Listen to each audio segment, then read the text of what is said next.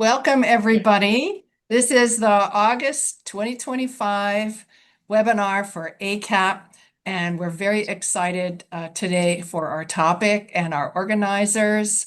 We're going to talk about silver economy.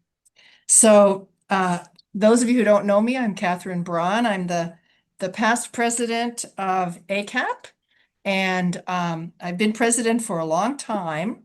But I needed to step down. You probably missed me in the summer since I missed all the webinars, but I'm now a caregiver. So it's hard for me to schedule my time lately. And Takeo Ogawa, who is our founder and first president, has agreed to take over this position. So thank you so much, Takeo, for your kind service to help me out. But I did want to tell you about ACAP. If you're not familiar with it, it stands for the Active Aging Consortium Asia Pacific.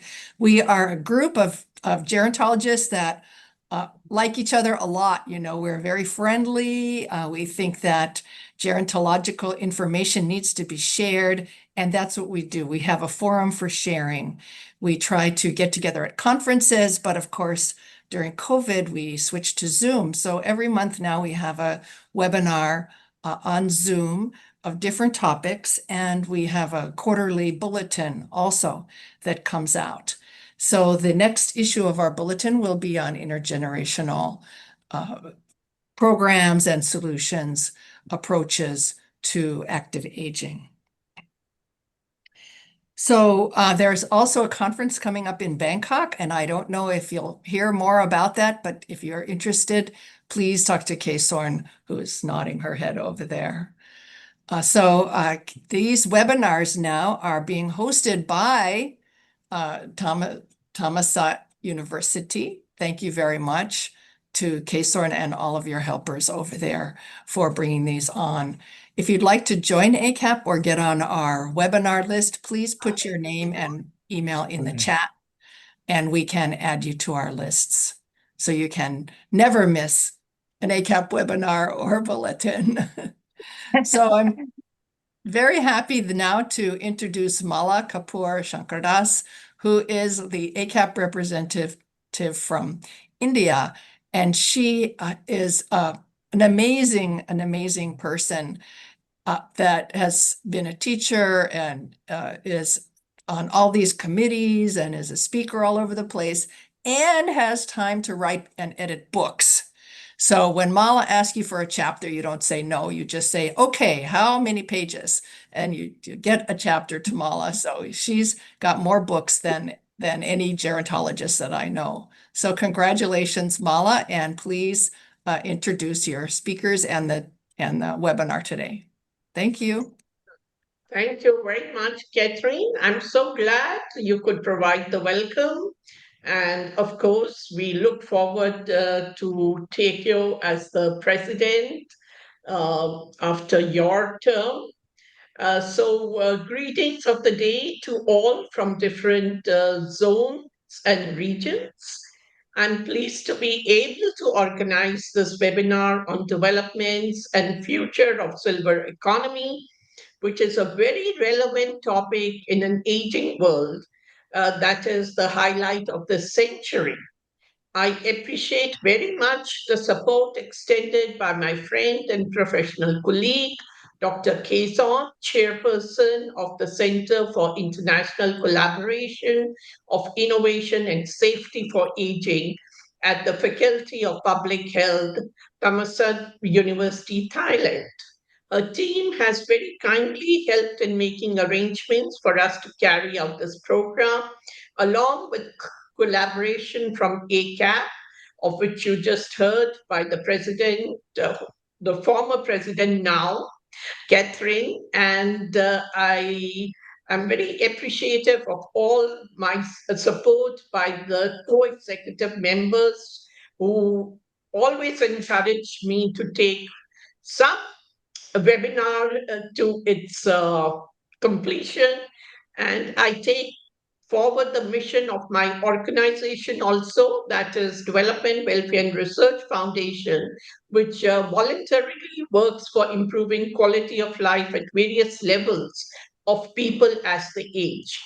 So, when I started working on aging concerns in 1994, after specializing at postdoctoral level in gerontology, I got involved with policy issues, developing programs for improving older persons' socioeconomic and health status, as well as raising awareness on the need to build enabling, friendly environments.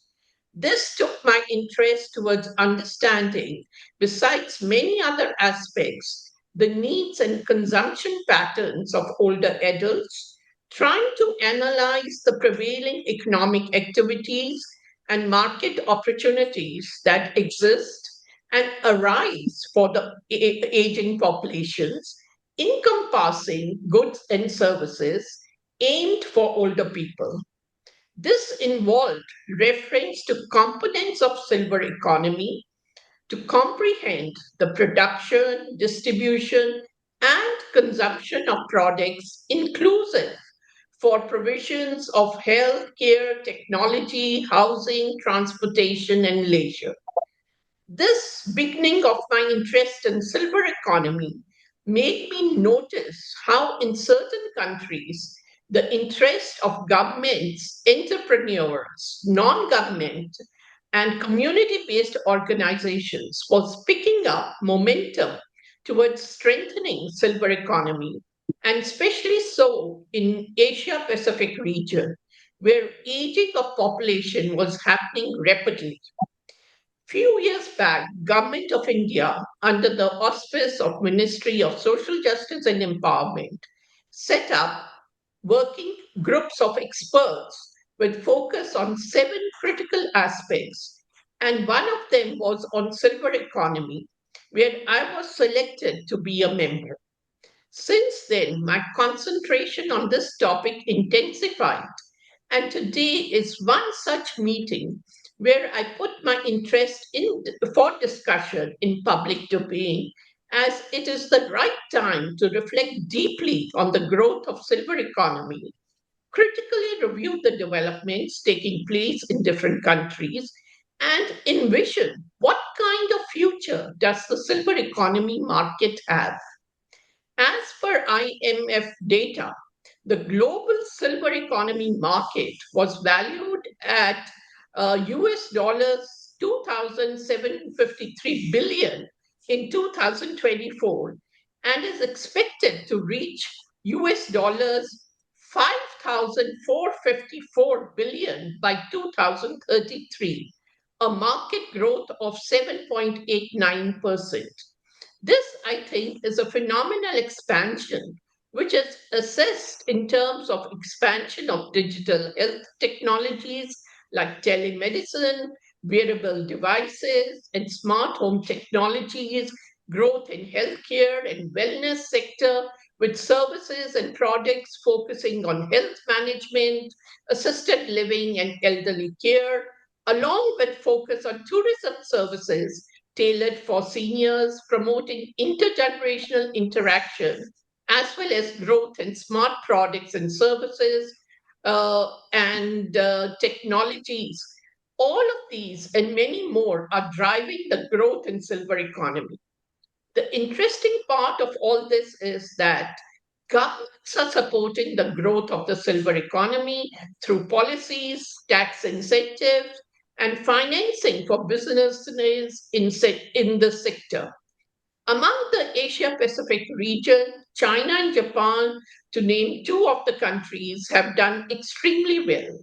Certain data related to China is accounting for growth in silver economy as 10% of China's GDP from 20,000 to 2024 to now.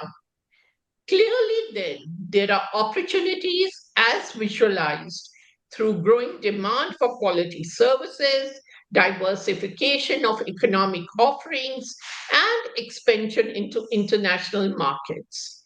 There has been an exciting change in cultural tourism with aging of populations. But I will be organizing a discussion on that at another event in the future. And one of our ACAP members, Thelma, is going to join, and we are going to go into many other details of it, including focus on medical tourism. The trends and drivers that my analysis indicates is focus in countries on active aging. Governments and businesses are adopting innovative policies and technologies to support active aging. There is immense step up in technological innovations like digital health technologies, and there is also an increasing demand for healthcare services for chronic disease management and geriatric care due to the aging of population. However, when we discuss silver economy, we must also take into account the challenges which require us to focus on the need for structural reforms, ensuring accessibility and inclusiveness of services, and managing costs associated with sector expansion. Also, it is important to reflect on the fact that ongoing research, including mine, is indicating as challenges that those are related to financial security, in other words, the insecurity of many developing economies for older persons, for difficulties in healthcare accessibility, which is not equitably distributed across populations, and also social exclusion, which is happening for people, older people, especially from loneliness and isolation, which is impacting their mental health and therefore the difficulty to make use of the benefits of silver economy.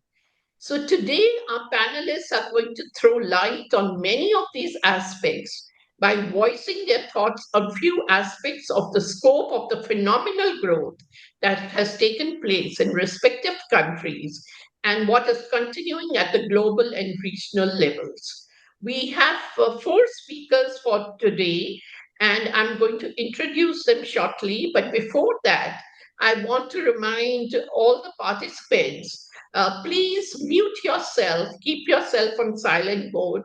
And also, we would like, except for the speakers and the organizers, if you could also put down your videos so that we have more capacity in this forum. And I would request that once the speakers are done with, we will have a question and answer. So please put up your comments and questions in the chat box, and each of the speaker would get a chance to respond to them. And if by chance we don't get those responses now, we will be covering all this in the forthcoming newsletter of ACAP, and we will be talking in more detail about this. And your thoughts, your viewpoints would be very meaningful, which we will capture and put in our newsletter. So, to begin with the session, we have Dr. Rana Mehta, who is a partner and leader in Healthcare India. And Dr. Mehta has more than 25 years of experience in strategizing, planning, commissioning, and operations of over 50 hospitals and healthcare systems in Asia. He is very conversant with the excellence of services expected in the present competitive scenario across the entire healthcare value chain, and his extensive client experience includes some of the largest integrated health systems and payers in the Asia, Middle East, and Africa. And he has been able to pioneer innovative solutions that improve quality and cost for all stakeholders in the delivery system, patients, providers, and peers. So he has been focusing a lot on mobile and remote healthcare space to implement transformation of healthcare in a rapidly changing information extensive environment. So we'll be very happy to hear from him. And the topic which he's going to talk about is from a silver to an evergreen longevity economy, putting in the building blocks for emerging economies. The second speaker is Professor Takio Ogawa, who is a Professor Emeritus at Kushu University and Yamaguchi University. He's also the chairman of the Fukuoka Council for Designing Society of Aging Asia. And I've had some good fortune of interacting with him since last few years, and especially recently when he held a very nice conference at Fukuoka, and we had wonderful discussions taking forward many aspects of population aging. He is very well known expert in Asia on aging issues and leads many organizations in Japan with tie-ups with few countries. So he has been involved with setting up the Research and Development Innovation Center for Vocational Education and Training. He's the corporate advisor for SO, the Education Services, and he's also representative of Asian Aging Business Center. And now currently he's the president of ACAP, and his research and understanding is a valued contribution. So will speak on international age nomics, its perspective and movements. Our third speaker is George Winton, who's the acting director, Office for Seniors, New Zealand, and he holds a very important position in New Zealand, and his work is a blessing for seniors. His recent assignment deals with New Zealand's experience in supporting people to start productive businesses later in life. His work provides a deep understanding and critical evaluation of entrepreneurship seen among older persons. He will speak on the new New Zealand Office for Seniors, which has completed a series of pilot programs and recently published a program evaluation with insights for similar initiatives. So his presentation will highlight many aspects, and we look forward to his topic, older entrepreneurs. The fourth speaker we have is Professor Teresa Tyson. She is also the adjunct professor at Hanson University, Hong Kong. I've admired her work for a few years now and her contributions, because she's not only a friend, but her professional acumen gets reflected over many issues related to aging concerns through her talks, research, and involvement with many programs and institutions.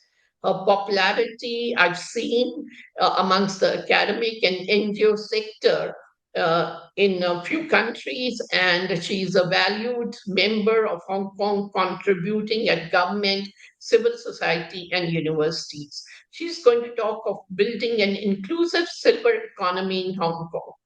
So before the panelists start with their presentation, I request each speaker to take 15 minutes for their presentation. And I would disturb you at 13 minutes of your talk with a reminder that 2 more minutes are left for you to wind up. So let's have the session begin with Dr. Rana Mehta. Are you ready with your slides Yes. and presentations? Thank you very much for joining, and please take over. Mala, can you see the slides? Yeah, we can. Yeah, perfect. Perfect. Wonderful. Mala, thank you for having me over. So this is an area which is of great interest to me, and as a clinician, I've looked at this, and I feel that this is one of the fastest growing areas. But I think many developing economies are ill prepared for this. So I have a short presentation which I'll try to talk about, what could be some of the building blocks. But let me start by asking you something interesting. What do billionaires do once they've made their money? So we see Jeff Bezos, we see Sam Altman, Peter Thiel. So I think they do three things. One is obviously they look at wealth preservation, right? You're a billionaire, you don't want to become a millionaire again, right?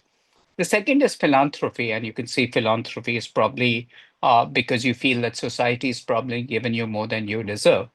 But what interesting, and the three names down below, is they set up companies to fund longevity research. So fundamentally, I think any billionaire who's made a lot of money, he also wants to live long. So this is the theme we are currently seeing there, and it's actually a very good thing because if we go back to the 80s, and we had AIDS, which came in, and people thought it was a dreadful disease which would wipe out most of the world. But where did this disease occur? It actually occurred in a gay population in San Francisco. They were very influential. And the treatment for HIV, which would have taken 10 years, probably happened in a couple of years. And the second great thing they did was, after that, actually made sure that treatment was available worldwide, especially in Africa. And that changed, AIDS from what was an acute disease where you would die to today where it's a chronic disease. Now, why do they think it'll work this time? And I think, why do the billionaires think? I think there are three components. They think this is a problem which can be sorted out. They've all sorted out, they got the internet, they got, you saw their Gen AI. We know the building blocks of now and how to rearrange. Uh, the second is there's a huge life extension market. If you go to anyone and ask, can I extend your life by 10 years? I don't think you'll find any naysayers there. And finally, I think there's money to be made in this. And finally, I think this is the final frontier, which will probably bring fame. Probably we have all the magic ingredients of making people live long and possibly live forever. I think one of the most important things which is really happening is this whole concept of lifespan or health span, right? Ideally, from birth to death, you should live healthy, but it doesn't happen this way. Uh, you know, Life comes with an expiry date, right? We all know that, but they don't print it on your back. Uh, but I think the more important component is actually becoming the lifespan. Like we said, the only thing in being a clinician, life in a way is a terminal disease. But as soon as you get to Middle East, you get many more complexities. You get obesity, diabetes. This is just an example. So while your lifespan may be the same, the health span in a number of years, the number of years an individual lives in good health, free from chronic disease, disabilities, and age-related decline. You want to live to be 100, but you don't want to spend 20 of them in a nursing home. So I think the whole component of focusing more on what's your health span.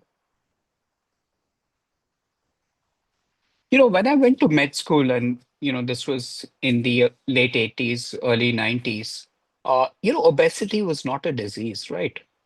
Obesity was your problem. You were not, you just ate too much, you didn't exercise. Genetically, you had a bad genes, your parents were fat, you tended to be fat. And the whole component of it was seen as a personal failure. It was seen as laziness, lack of willpower, unhealthy eating. But that's all changed because today we have the GLP-1 inhibitors, which make obesity a disease. So I think the next big thing is we are looking at, is aging also a disease, right? Because if you look at, aging is the most major cause of most morbidity and mortality. So the whole component of what is your biological age and what's your chronological age becomes very important. And the greater the difference between them, is probably something which people are now looking at. Uh, you can't do anything about your chronological age, but there's so many interventions which you can do about your biological age. And like George Church, who's the professor of genetics, he said, if we can actually slow down aging, we can slow down morbidity and, of course, mortality as we go ahead. The next part I'm looking at, and Mala, you spoke a lot of what happened in India, and I think we, as a country, putting in those building blocks, right?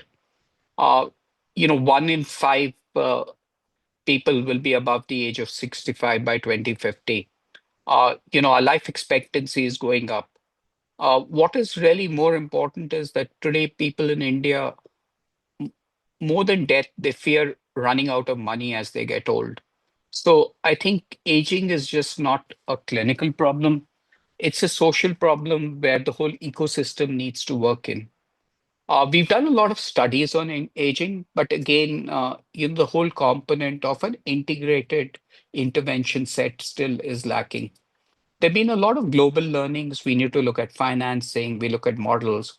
One of the things about India is, while we talk about the demographic dividend, and we keep saying, we are the youngest population, but we also realize that the demographic dividend is an opportunity. It's not a certainty, right? It's not that, but the aging is a certainty. And India may be the first country where we actually become old before we become rich. So a bit of a daunting prospect, but that's the reality, which the way it is, because people would turn old, but we may not have become a developed country as of now. I think the whole challenges includes what the providers need to do, how insurance company, public health experts, and the developmental finance agencies as they go ahead. So I think whole component of maximized impact to accelerate transformation. I think for a long period of time there was no thought. Now we have an aging mission. We need to look at how can you finance. Like I said, one of the biggest threats is that, well, I thought I lived to be 60, but I'm now living to be 100. But I haven't funded the last 20 years of my life. We have very little in terms of capacity building. We don't have cadres for geriatric care. Till about 10 years ago, you struggled to find a geriatric doctor in any of the large hospitals. It's not the government can do it alone. You need public-private partnerships. And finally, you need tax reforms to look at, how can you really make sure that there is a welfare fund which goes beyond the provident fund to sort of foster the whole ecosystem of, support, which will be. So I think a three-tiered approach is very important, strengthening the personal support system, support within a community, and the social safety net, which in India, unfortunately, unlike the social security which exists in the West, we really don't have that component. So if we look at it, I think there are 12 implementation focused ideas, and this looks at, if you look at the x-axis, the scale of impact, and on the y-axis, the time to impact, right? So I think, the whole idea is that today a lot of private insurance doesn't cover all aspects of care. If you are actually in India, above 60 or 65, it is next to impossible to get health insurance. Luckily, the government has now expanded the PMJY coverage to seniors, but the government schemes still remain patchy, and the hospitals which accept the schemes are probably not the best which you would want to go. There is a sort of a mandatory contribution saving scheme, but this is still not there. Very similar to the Provident Fund. I think Singapore is a great example of where you have a saving scheme along with your Provident Fund, which you can pull out. The GST exemptions are now on board. So I believe that in October, health and life insurance will not be covered by GST. So that would bring there's also a regulatory framework for senior care infrastructure, which is being developed. But like I said, you're the largest country in the world in terms of population. You need a public-private partnership to actually make that happen. If you look at globally, and a long time ago, I spent a year at the US. I was at the Mayo Clinic, and you know, everywhere, most of the academic medical centers are now focusing on aging. The Mayo Clinic has the Robert and Arlene Когart Center on Aging. And there's a huge focus on delaying the aging process, looking at your health span, and forging a new generation of discovery. You have the anti-obesity, but what are the drugs which are actually going to slow down aging as you go ahead? The other component, I think, is that, being a clinician is that you go and visit your doctor maybe once a year. But I think you need health guidance in real time. And this has never happened, right?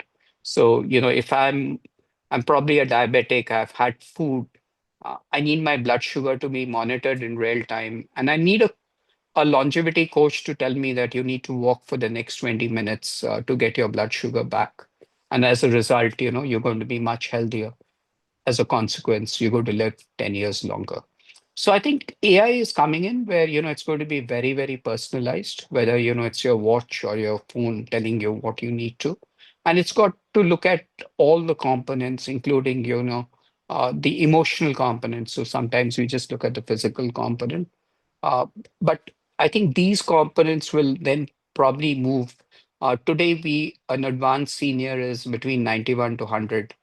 But I think we're going to be in the super centurion phase where we'd probably live to be 150. No points for guessing Dr. who's that. Rana, Yes. just a minute. Hmm. Just to remind you, 3 more minutes. Thank you. Yeah. Perfect. So that's John Lennon. So no points for guessing. Uh, so a long time ago, I think, John Lennon says this: when I was 5 years old, my mother always told me that happiness was the key to life.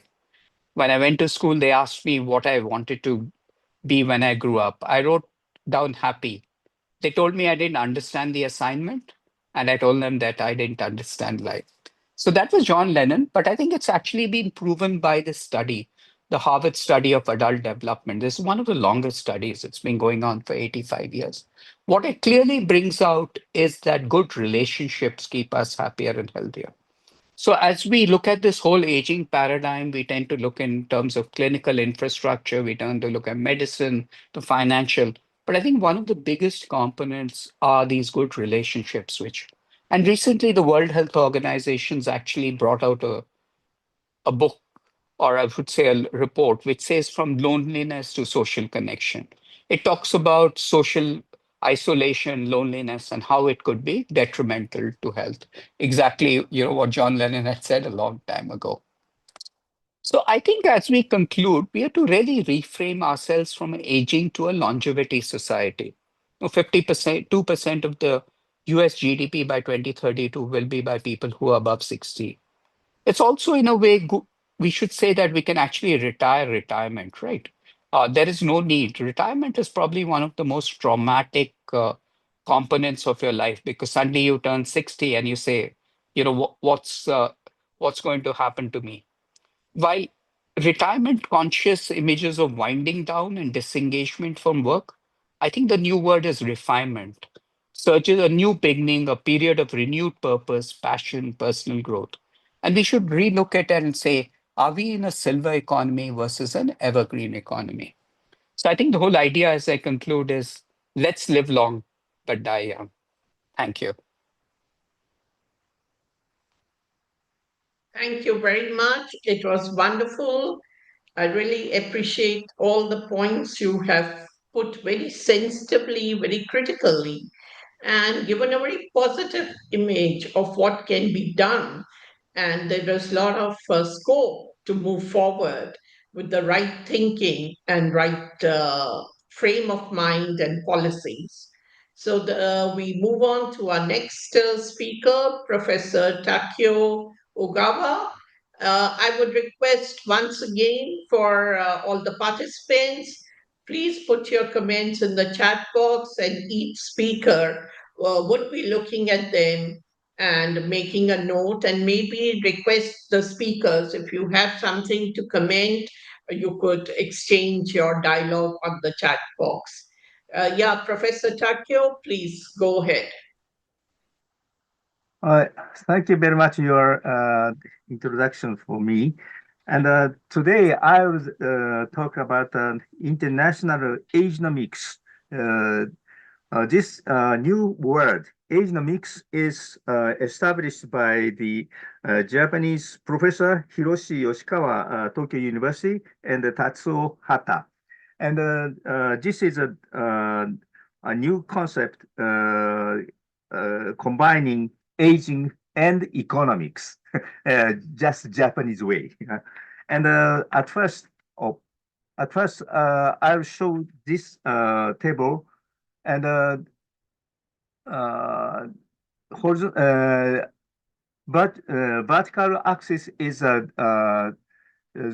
0 to 4 years population's percentages, and but horizontal axis is 60 overs population's percentages.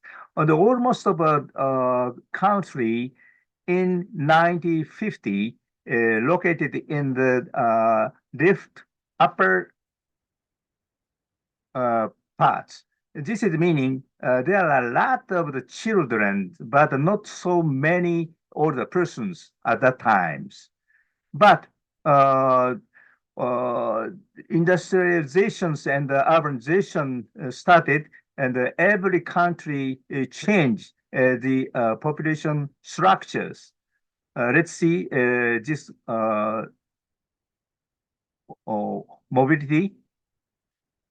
And then Japan catch up the Western society and go to the frontiers and the top runners of the aging.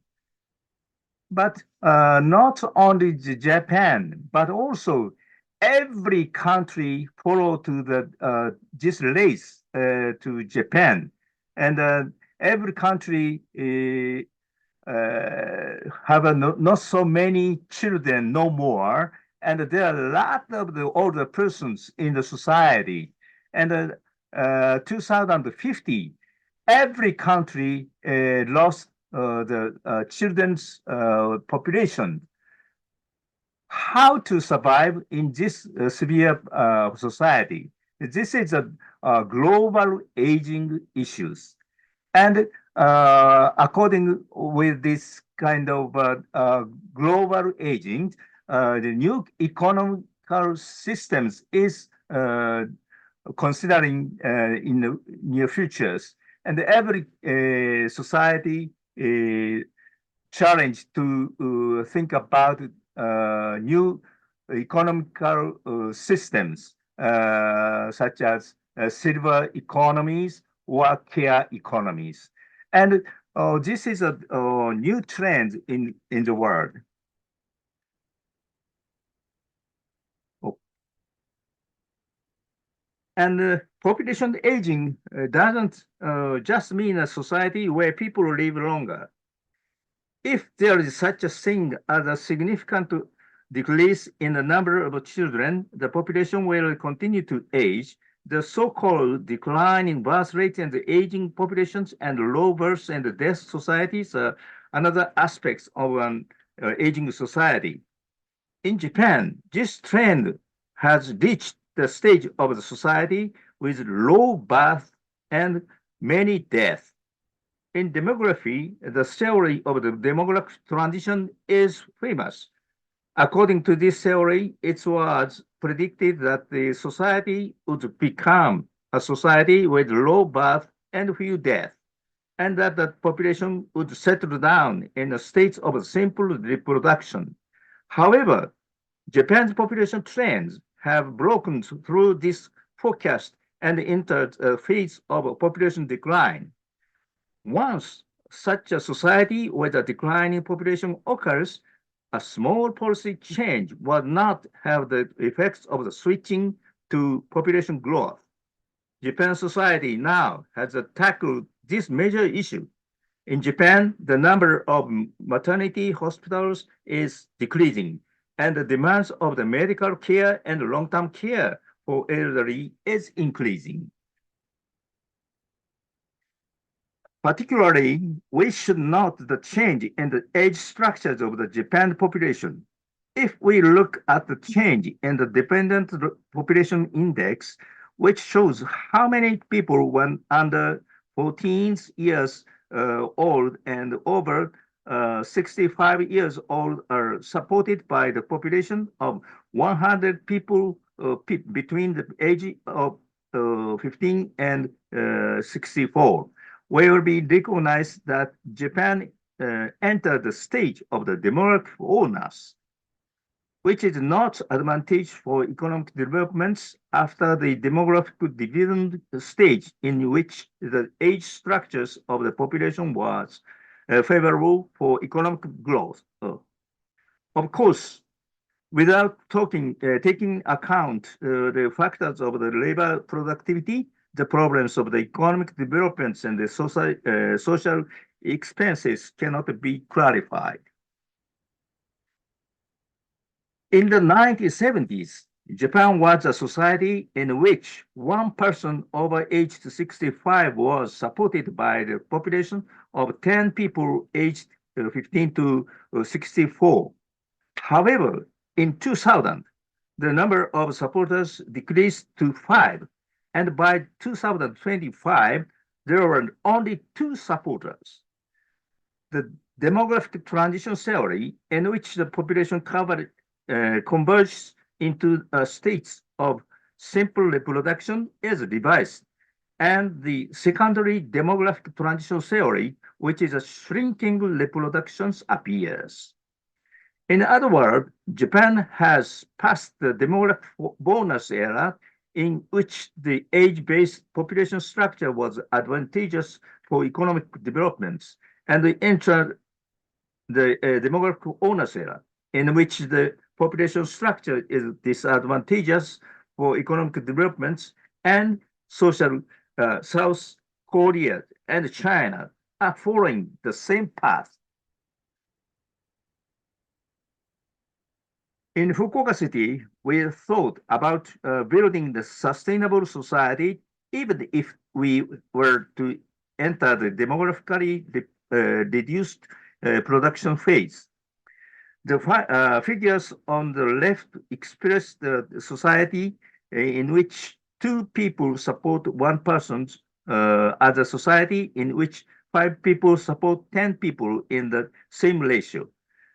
On the right, it's shown that even in such a society, if older persons turning from the service receivers to the supporters, the promoting preventive health, accepting immigrants from abroad, creating new generational relationships, and multiplies them by labor productivity with new technology, it would be possible to become the vibrant society. This concept is also incorporated in the national government's 2024 guidelines of measures for aging society. Let's see such a social change from the perspective of active aging. In a society with many younger generations, it was normal to support elderly parents with the ethics of the filial piety based on family ties. It can be said that the elderly person was active in helping the family work and taking care of the grandchildren. However, if employment labor becomes mainstream through modernization, it will be necessary to develop and impose pension systems that redistribute portions of the incomes of the employed workers to senior pensions, etc. Maybe this economic system was the ground of the modern industrial society. In addition, as the population ages, the burden of the imposed pension system becomes too heavy for the younger generations as the population enters the demographic bonus era. Therefore, in a super aged society like Japan, we aim to work to anyone who is energetic regardless of age, and to work as much as possible with technical support, even if a long-term care is required. And everyone is aiming for an inclusive society that is supported according to times and case. Around 2006, I talked about the silver market and the age-friendly industry based on the movements of Japan and South Korea. At that time, we expected varieties of new business strategies to develop in the industrial sectors shown in this table. Now, even more innovative initiatives are emerging across all industries: AI, robotics, ICT, virtual reality, etc., are rapidly spreading. Businesses and citizens who cannot keep up with the demographic aging and the technological innovations are left behind by social change and placed in a disadvantageous environments. Therefore, the needs for learning for recurrence and recycling education is increasing. Mr. Takio, 3 more minutes to wind up, please. Okay. Thank you. I once suggested at the Research and Development Institute that from the demographic bonus period to the demographic onus period, Japan's industrial technology was undergo a paradigm shift as shown in these figures. In a society where the population is increasing, functional differentiation progresses, and the division of labor, the professionalism becomes the mainstream. But this becomes dysfunctional during the periods of the population decline. Rather, in order to meet social demands with a small population, functional integration will have to promote it.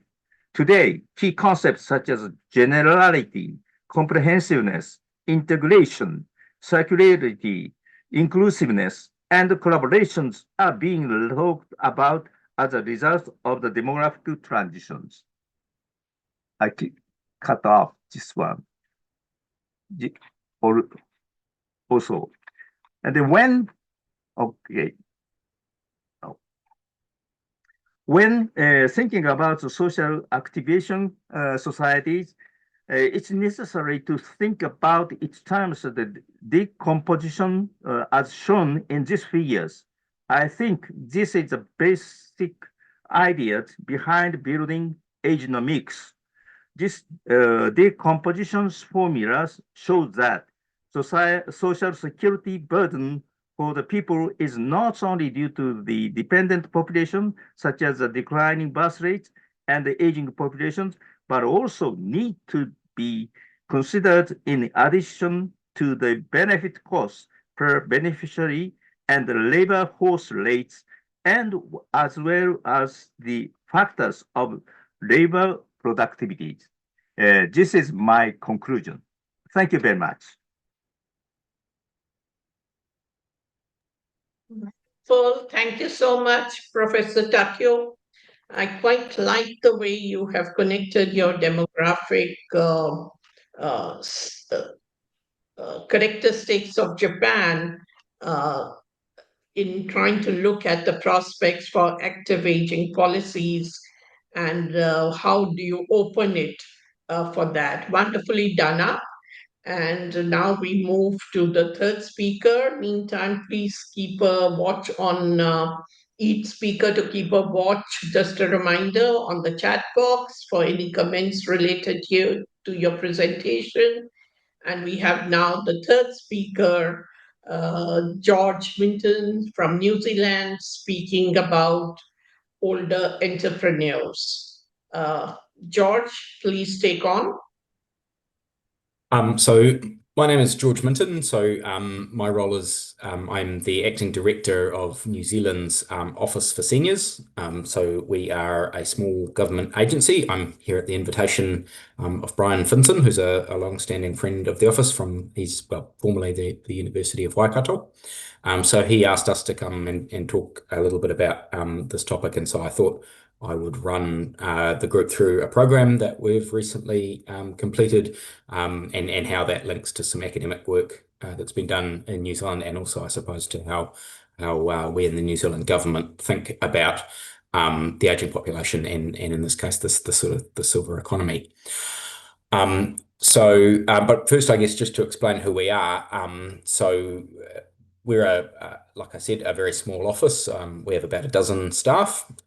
We're predominantly a kind of a policy and strategy oriented office within central government.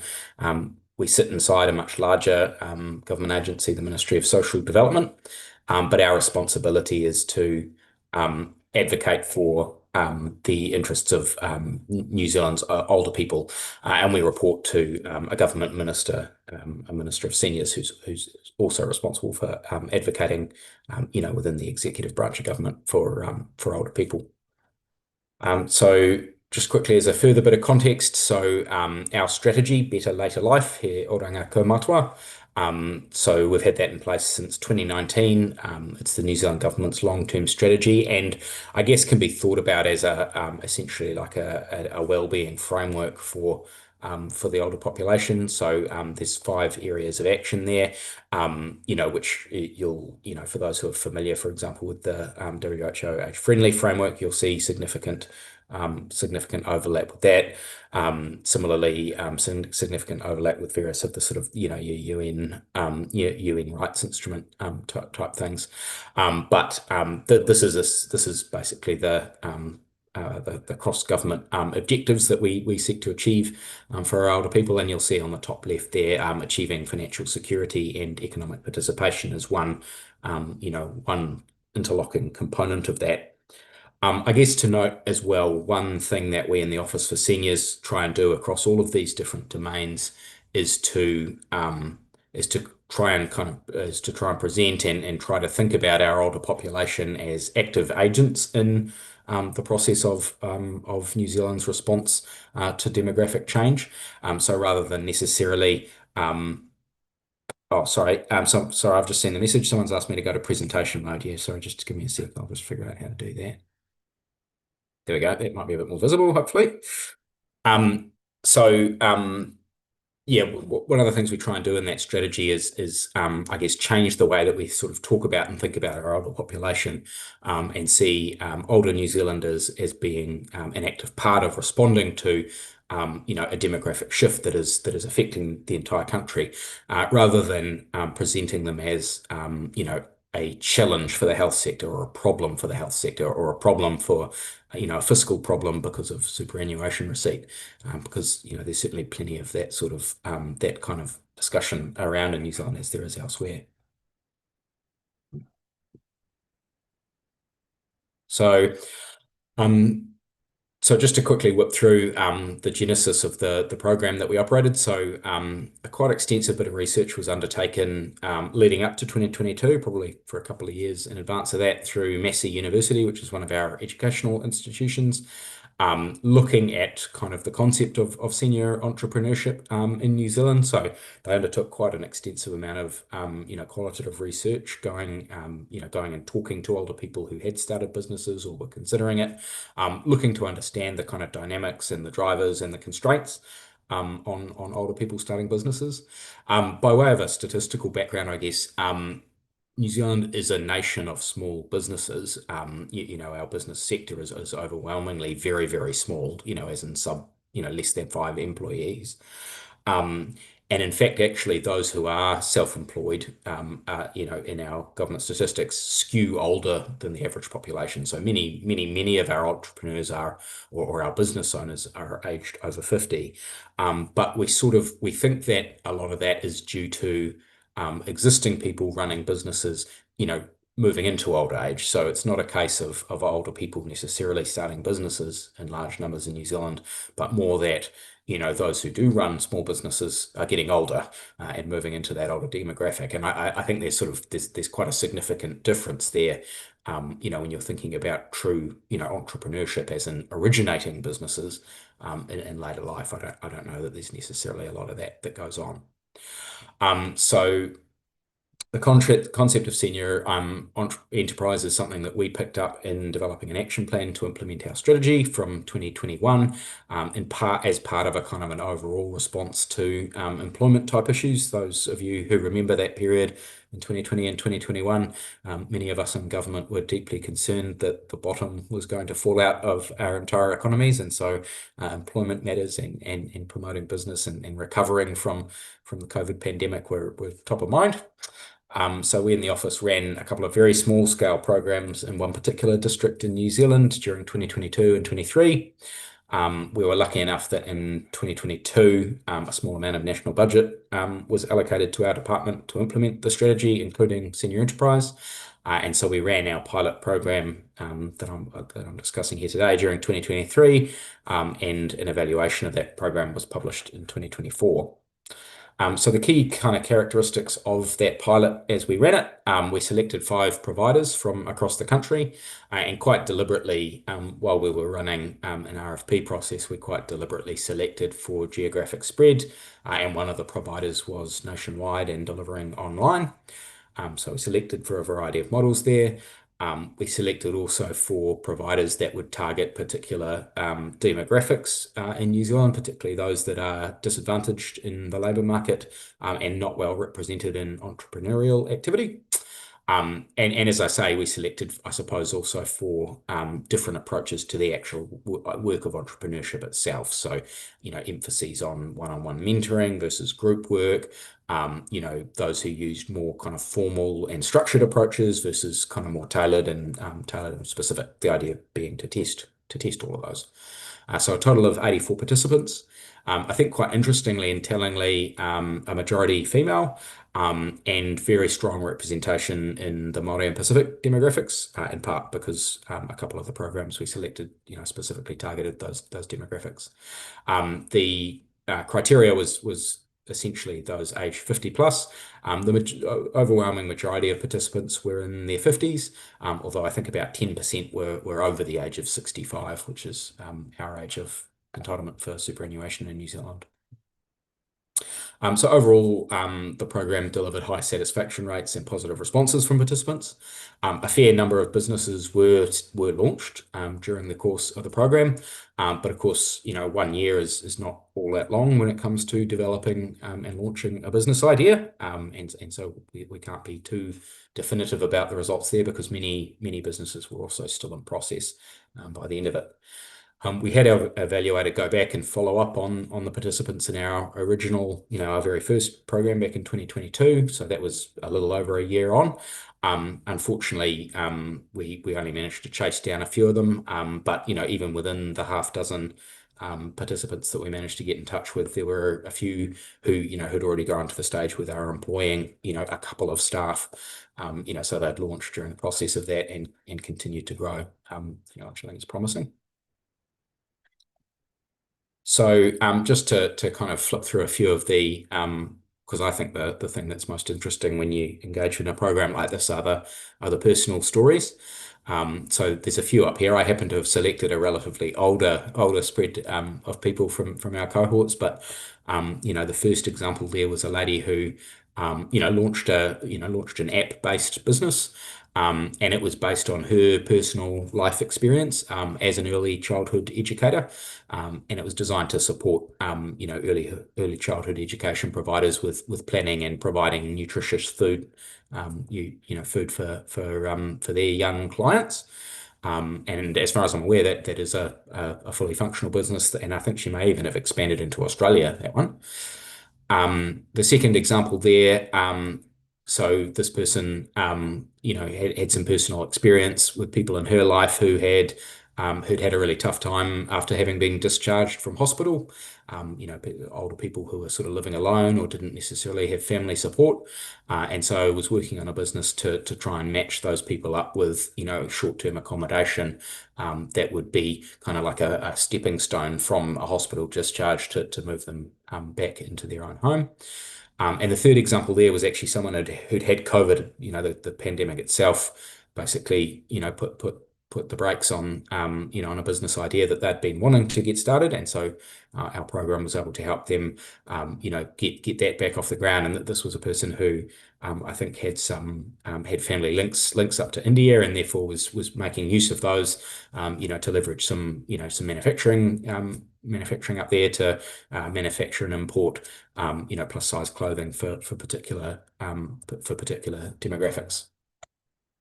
So some key insights that I think are probably of broader application for those looking to encourage enterprise or entrepreneurship among older groups. The first one is the importance of engaging in a life stage cohort. So a lot of the value that our participants saw in the program was interacting with one another as fellow small business or fellow entrepreneurs. And doing that with people who were at a similar life stage was really important. A big part of our program has been about trying to shift the kind of popular perception of enterprise or entrepreneurship as being a young person's game, and in fact, probably a young man's game, to describe a different form of entrepreneurship and different kinds of people who can start businesses. And I think it is quite significant that people who have some similar life experiences and are at a similar stage can support one another on their journey to start a business. The other really telling thing, I think, and again, I think there are probably broader policy implications of this, is that the reasons for older people to start a business vary quite dramatically from those that are kind of popularly understood among younger age groups. Making a difference was by far and away the biggest motivation for our cohorts. There was also a lot of what I'd describe from my economics undergraduate courses as satisficing. So these weren't necessarily people who were wanting to start, the Nokia of the South Pacific. They were wanting to create a business that was sustainable and that would provide for them and perhaps maybe for their family members, but, that wouldn't necessarily be a super fast, high growth, traditional kind of concept of a business. And then still others were strongly interested George, can in, I and this remind you came through particularly to strong 2 among minutes to wind up? any of our Māori and Pacific participants, is to create something that would be meaningful and useful to younger members of their family, so it could offer employment opportunities or offer the opportunity to pass a productive business on to younger people. And then I guess the third insight that I wanted to highlight is the need to kind of recognize that older entrepreneurs kind of come at different starting points. Many of them bring extensive life experience. Those examples I flagged up were very much people building on things that they'd done during earlier stages of their careers and leveraging those into business. And so there's a lot of richness and a lot of value that comes with that. But of course, also what we very much observed was, there can be real gaps, in that, many people might not have direct experience, with the kind of the nuts and bolts of running a business, and so needed to be supported with that. Others, for example, might have challenges with, the use of technology or, or specific aspects there. Might lack current professional networks that, that other entrepreneurs would otherwise leverage. And so a degree of kind of bespoke, tailored individual support is needed to help people to kind of match up that stock of capital that they bring to the party, their experience, with the sorts of skills and the supports that they need to turn that into a successful business. So I've got the link George, here are to you our through? evaluation report. So there's a fulsome report there with tons more case studies of some really interesting businesses that people got started. That was published by a chap called Jeff Pearman, who's sort of now transitioned away from working professionally, but had previously been a consultant and a bit of an acknowledged expert in senior enterprise, certainly in Australia and New Zealand. So I'd encourage anyone who's interested in this topic to go and have a look at that report that's up on our website there, or certainly if there's anyone involved in in getting programs started or in conducting research in this space, the Office for Seniors, we're very happy to have a conversation. Thanks very much. Thank you very much, George. Thank you for your presentation. And I think it has indicated many ground realities, and the voices have been relevant in terms of your initiatives. So thanks a lot. And we now move on to the last speaker, Teresa. Please, will you take on? So I would like to bring you to Hong Kong. And on the photo, you can see that, there are lovely faces of tourists coming to Hong Kong, on a cruise ship with the Hong Kong skylines, in the background.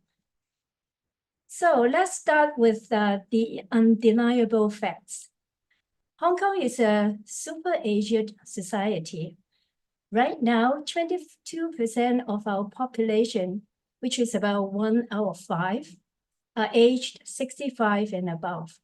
And this number is projected to surge to 35% by 2046.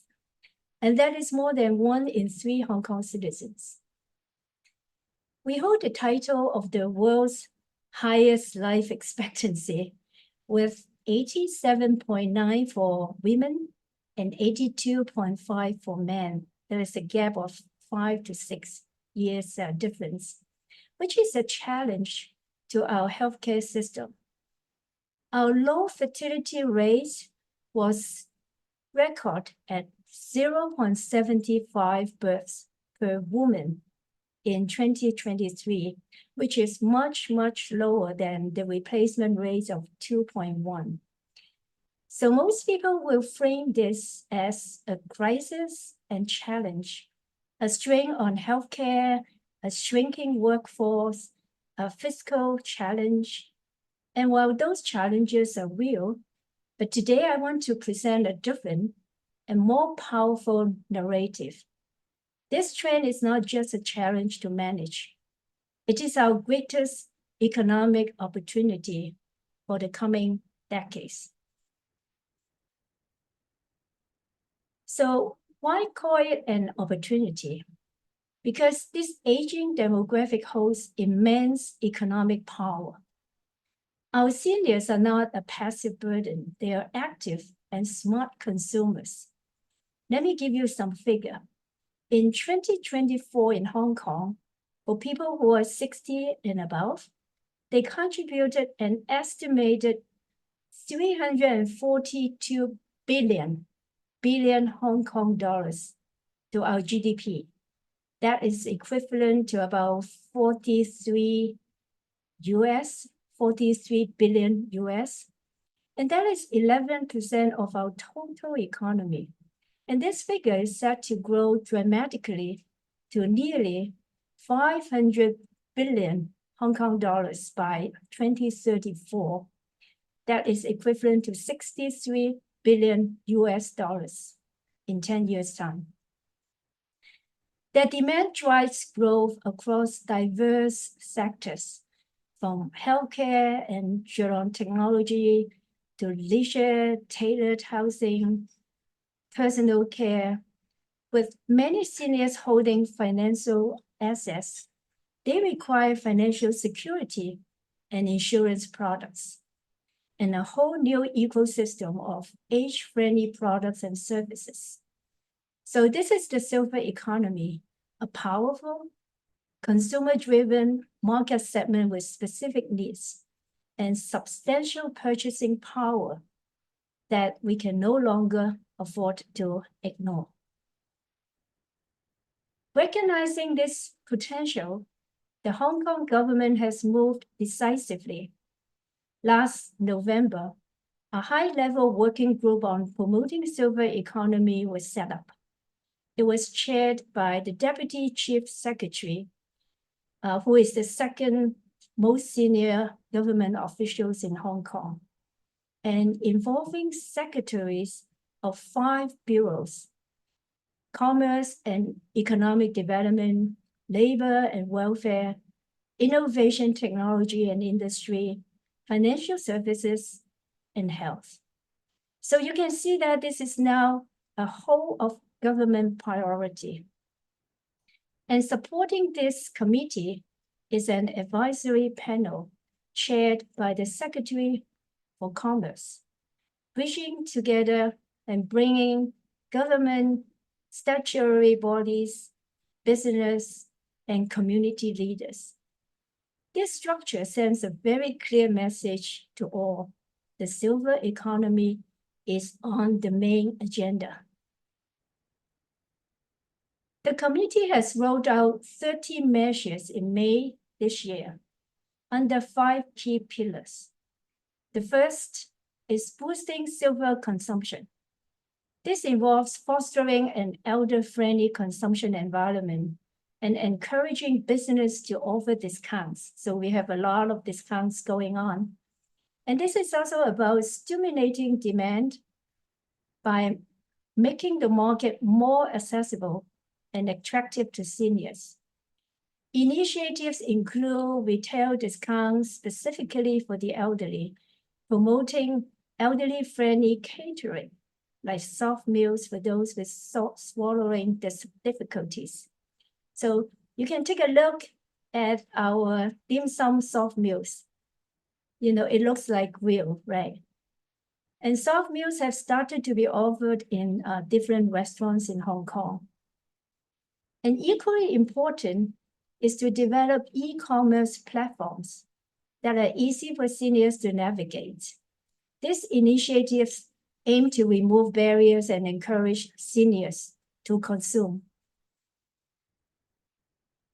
The second pillar is about developing the silver industry. It's about stimulating supply, you know, in different industries such as healthcare, well-being, finance, insurance, lifestyle, including travel, fashion. This involves target support for geron technology, funding research and development, helping startups commercialize their products, and fostering collaboration between technology developers and elderly care homes to pilot new innovations. The goal is to make Hong Kong a leading hub for developing and exporting these vital technologies, and to expand their use from institutions into our everyday households. This way, we can create economic opportunities as well as to address the quality of life challenges of the elderly.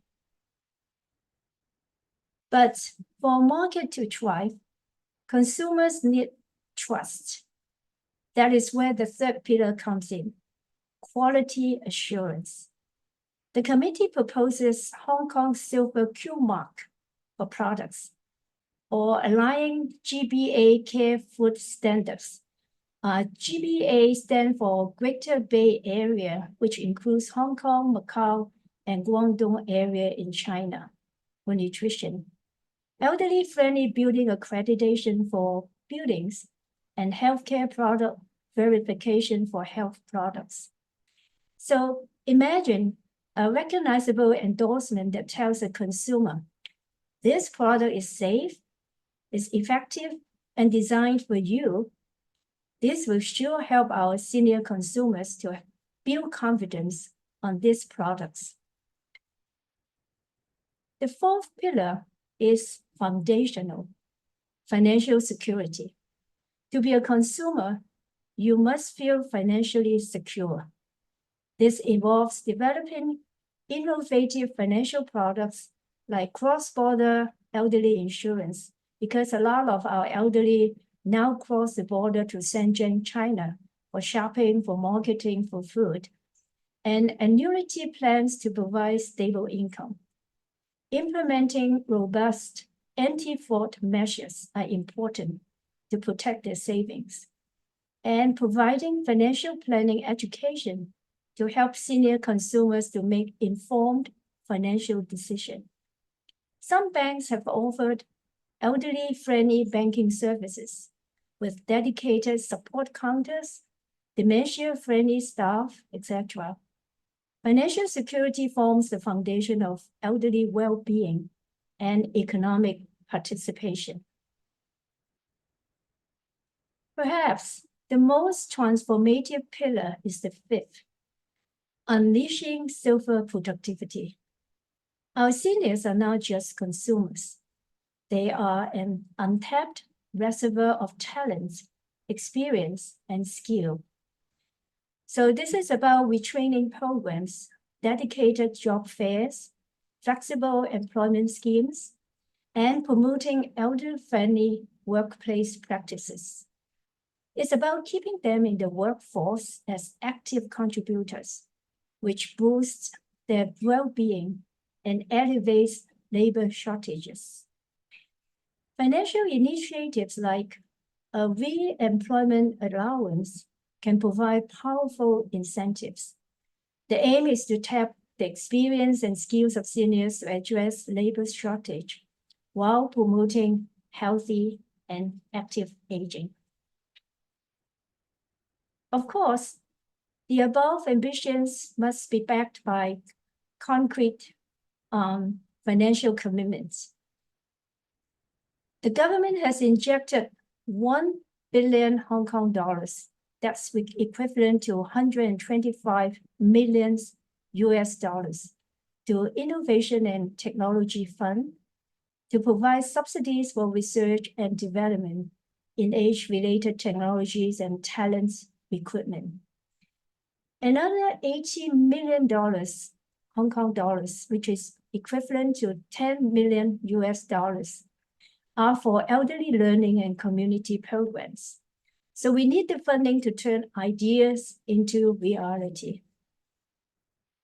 But the government cannot do this alone. Success hinges on collaboration.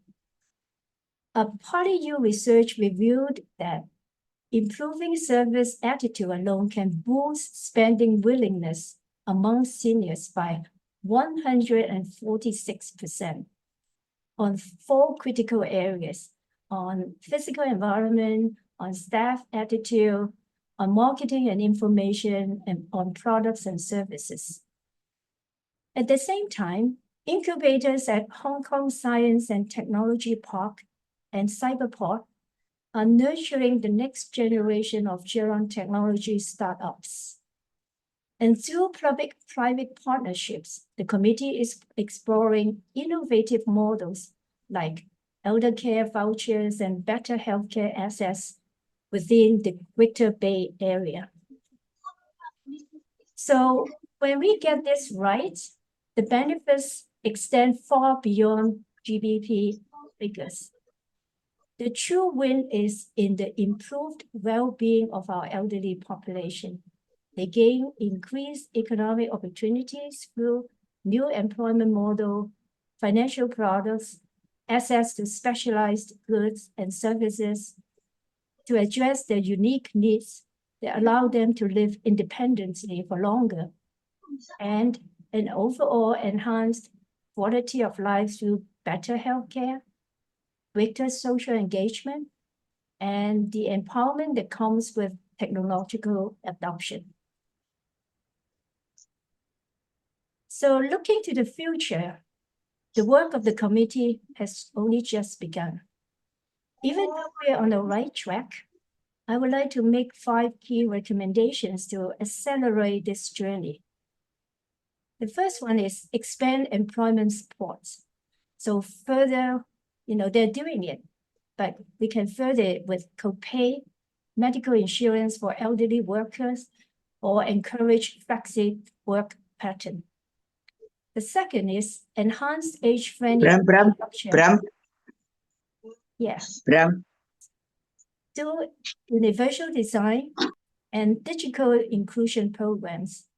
The third one is to strengthen cross-border integration. Now, like too many people are going cross-border. So how to harmonize elder care standards across the GBA cities. The fourth one, I think, is also very important, is to boost public awareness. All these good things, should make known to the public, to everybody, to promote silver economy policy, services, and products by creating a centralized silver economy digital platform and aggregating all the services. The fifth one is because we are, like having all this cross and multi-sector. Sorry to interrupt. Teresa, may I request you to just wind up, please? Yeah. Okay. So this strategic approach and coordination is very important to maximize impact. So in conclusion, Hong Kong aging population is not an impending problem, it's a golden opportunity. So by strategically investing in the well-being of our elderly, by fostering innovation in products and services, and by ensuring our policy are inclusive and forward-looking, we can do something remarkable. We can transform aging from a societal challenge into a powerful economic driver.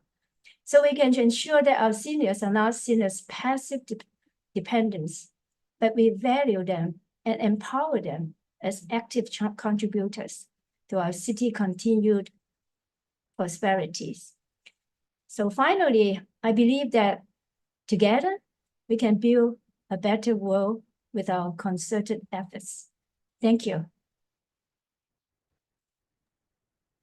Thank you very much, Teresa. That was a very nice presentation and a very detailed one. And I would say all the four presentations have brought in very pertinent aspects of the growth of silver economy in terms of the developments, in terms of the challenges, in terms of some grassroots initiatives, in terms of an overall policy push being given.